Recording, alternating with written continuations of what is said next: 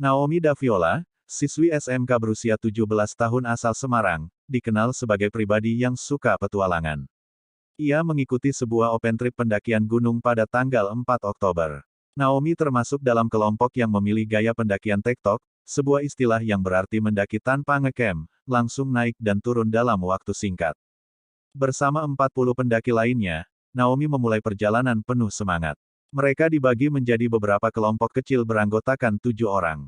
Kelompok Naomi memulai pendakian pada malam hari, menikmati setiap langkah dan keindahan alam yang ditawarkan gunung.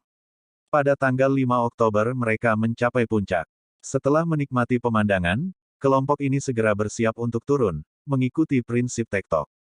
Saat turun pada tanggal 6 Oktober kelompok Naomi terbagi.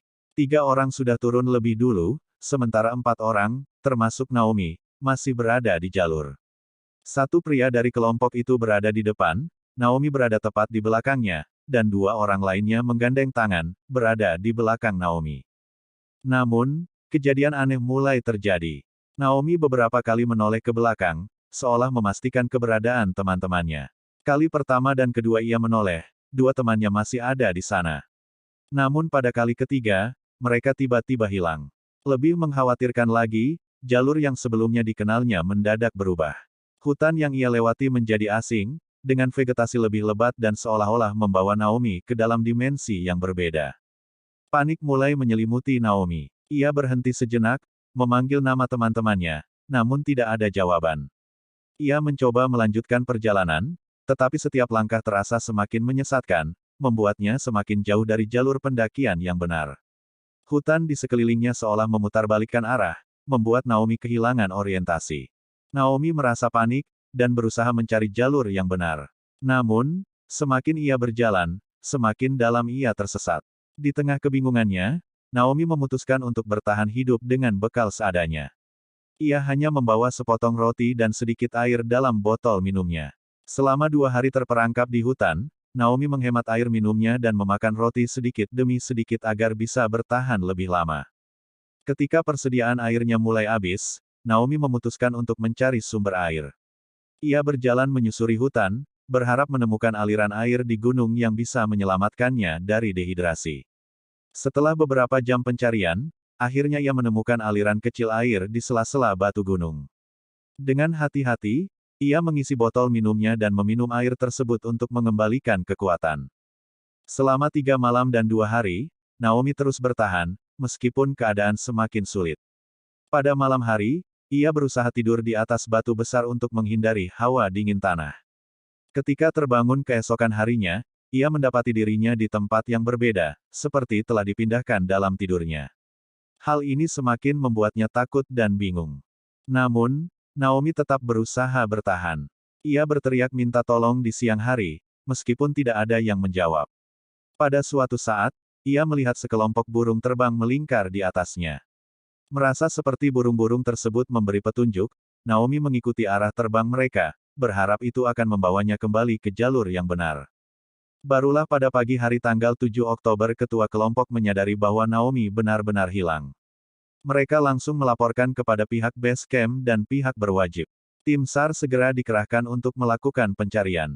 Operasi penyelamatan dimulai hari itu juga, melibatkan puluhan relawan dan profesional yang menyisir area sekitar gunung. Namun pencarian hari pertama tidak membuahkan hasil. Di base camp, pencarian besar-besaran dimulai sejak pagi tanggal 7 Oktober.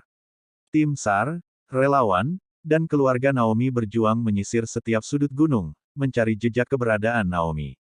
Akhirnya, pada pagi tanggal 8 Oktober sebuah keajaiban terjadi. "Naomi, kamu di mana?" teriak salah satu anggota tim SAR, suaranya bergema di antara pepohonan.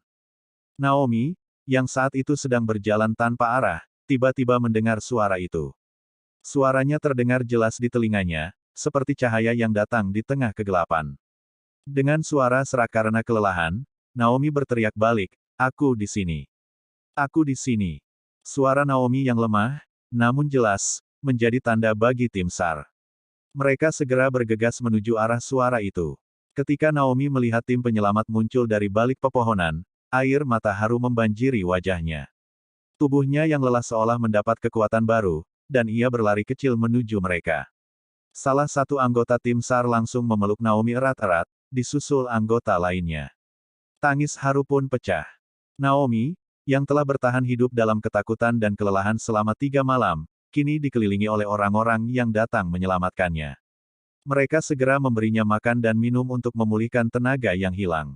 Air yang mereka berikan rasanya seperti menyelamatkan hidupnya, dan setiap gigitan roti yang ia makan mengembalikan energi yang hilang. Dengan hati yang penuh syukur, Naomi kemudian dibawa turun ke base camp. Sepanjang perjalanan, ia masih tak percaya bahwa ia telah ditemukan dan selamat dari cobaan yang begitu berat. Keluarganya menunggu dengan cemas di base camp, dan ketika Naomi tiba sekitar pukul 4 sore, mereka langsung memeluknya, menangis haru dan lega.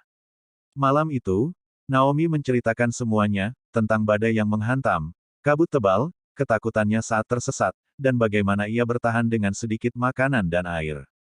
Pengalaman yang ia alami begitu mendalam, penuh dengan keajaiban alam dan kekuatan manusia untuk bertahan hidup di tengah situasi yang paling sulit.